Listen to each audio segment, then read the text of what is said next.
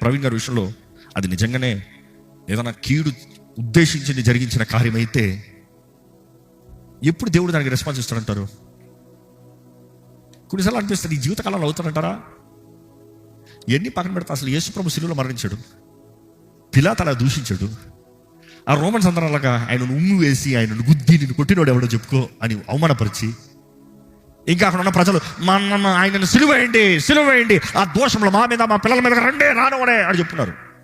ఆయన ఎవరో తెలియకుండా చచ్చారు. తెలుస్తుందా లేదా? నేను అనుకుంటా యేసు బాబు ఒరే మీ కొరకు నేను ఎవరో చూపించుకోవాల్సిన కంగారు లేదు, నేను వచ్చిన ఉద్దేశం ఉంది.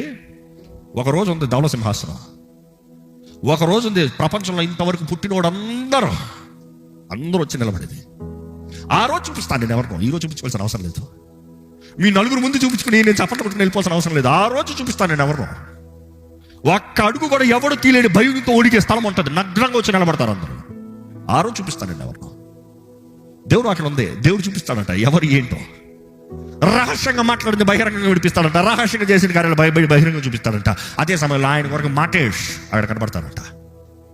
నా కొరకు ప్రాణం విడిచిన వాళ్ళు.